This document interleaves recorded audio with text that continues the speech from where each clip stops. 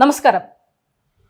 മറന്നു തുടങ്ങുന്ന ചില ചരിത്രങ്ങൾ, ചില മനുഷ്യർ, അവരെ ഒന്നുകൂടി ഓർമ്മിപ്പിക്കുകയാണ് ഫേഡഡ് സ്റ്റോറീസ്.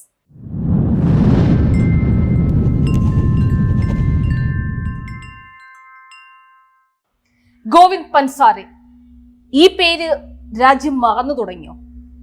മറക്കാനാകില്ല. ഇടതു ചിന്തകനും കമ്മ്യൂണിസ്റ്റ് നേതാവുമായ ഗോവിന്ദ് പൻസാരെ. കാരണം ജീവിതം കൊണ്ട് വലിയൊരു അടയാളപ്പെടുത്തൽ നടത്തിയ ശേഷമാണ് പൻസാരെ ഹിന്ദു തീവ്രവാദികളുടെ വെടിയുണ്ടകൾക്ക് മുന്നിൽ കീഴടങ്ങുന്നത്. 2015 ഫെബ്രുവരി 16 രാവിലെ 9:30 പ്രഭാത സവാരി കഴിഞ്ഞ് വരികയായിരുന്നു പൻസാരെയും ഭാര്യ ഉമയും. പെട്ടെന്നാണ് ബൈക്കിലെത്തിയ 2 പേർ ആ വൃദ്ധ ദമ്പതികൾക്ക് നേരെ നിറയൊഴിച്ചത്. ക്ലോസ് റേഞ്ചിലാണ് വെടിയുതിർത്തത്. കഴുത്തിന്റെ പിൻഭാഗത്തും നെഞ്ചിലും തലയിലുമായി വെടിയേറ്റ് ഗുരുതരാവസ്ഥയിലായ പൻസാരെ 4 ദിവസത്തോളം ആശുപത്രിയിൽ ജീവന് വേണ്ടി മല്ലടിച്ചു. 2015 ഇന്നത്തെ ഇതേ ദിവസം 87ാമത്തെ വയസ്സിൽ ഗോവിന്ദ് പൻസാരെ ദാരുണമായി കൊല്ലപ്പെട്ടു. ആ ജ്ഞാനവൃദ്ധനെയും ഭാര്യയെയും പോയിന്റ് ബ്ലാങ്കിൽ വെടിവെച്ചിട്ടത് സനാതന സത്ന എന്ന ഹിന്ദു സംഘടന വിഷമൂട്ടി വളർത്തിയ ഇന്ത്യയിലെ ഹിന്ദു തീവ്രവാദികളായിരുന്നു. ആരാണ് ശിവജി?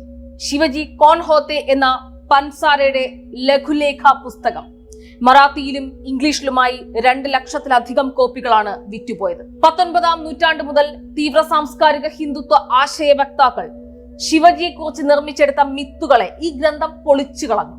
ചെറുതെങ്കിലും വളരെ ശക്തമായ ഈ ഗ്രന്ഥം ആയിരക്കണക്കിന് ജനങ്ങളിലേക്കാണ് കടന്നു ചെന്നത്. ബജ്രംഗ് ദൾ, VHP തുടങ്ങിയ വലതുപക്ഷ ശക്തികളുടെ വെറുപ്പാണ് അദ്ദേഹം ഈ ഒരൊറ്റ ഗ്രന്ഥത്തിലൂടെ സമ്പാദിച്ചത്. ചരിത്രത്തെ തെറ്റായി പുനർരചിച്ചുകൊണ്ടിരിക്കുന്ന സംഘപരിവാർ അജണ്ടയെ തച്ചുടയ്ക്കാനുള്ള ശ്രമമാണ് അദ്ദേഹം ഈ പുസ്തകം വഴി നടത്തിയത്.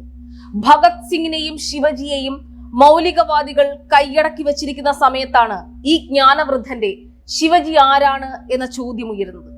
ചരിത്ര തെളിവുകളുടെ അടിസ്ഥാനത്തിൽ ശിവജി ഒരു ജനകീയ രാജാവായിരുന്നുവെന്നും കർഷകർക്ക് വേണ്ടി അക്ഷീണം പ്രവർത്തിച്ചുവെന്നും പൻസാരെ സ്ഥാപിച്ചു.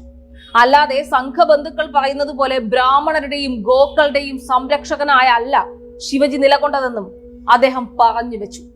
സ്ത്രീകളുടെയും അധസ്ഥിതരുടെയും മുസ്ലിം സമുദായത്തിന്റെയും ഒക്കെ സംരക്ഷകനായിരുന്നു ശിവജി എന്ന് അദ്ദേഹം അനായാസമായി വിവരിച്ചു. ശിവജിയെ പൻസാരെ വീണ്ടെടുക്കുകയായിരുന്നു. പക്ഷേ തീവ്ര ഹിന്ദുത്വവാദികൾക്ക് ഇത് സഹിക്കുന്നതിലും അപ്പുറമായിരുന്നു. അതിന് അവർ കണ്ടെത്തിയ മാർഗം ആ മനുഷ്യന്റെ ജീവൻ എടുക്കുക എന്നതായിരുന്നു. മഹാരാഷ്ട്രയിലെ പുരോഗമന പ്രസ്ഥാനങ്ങളുടെ ഏറ്റവും ശക്തനായ നേതാവായിരുന്നു. സാധാരണക്കാരന്റെയും തൊഴിലാളികളുടെയും ശബ്ദമായിരുന്നു. ആ മനുഷ്യന്റെ ശബ്ദം നിലച്ചിട്ട് 9 വർഷം. ഫാസിസ്റ്റ് വിരുദ്ധ പോരാട്ടങ്ങൾക്ക് ഊർജം പകരാൻ പിൻഗാമികൾക്ക് ജീവിതം നൽകിയ ശേഷമാണ് അദ്ദേഹം വിടവാങ്ങിയത്. ഈ കാലത്ത് ഗോവിന്ദ് പൻസാരെ കൂടുതൽ വായിക്കപ്പെടണം, ചർച്ച ചെയ്യപ്പെടണം. അത് ഈ കാലത്തിന്റെ ആവശ്യമാണ്. ഫാസിസ്റ്റുകൾക്കെതിരെ സന്ധിയില്ലാ സമരം നടത്തുന്ന ഈ കാലത്തെ മനുഷ്യർക്ക് അതൊരു അനിവാര്യത കൂടിയാണ്.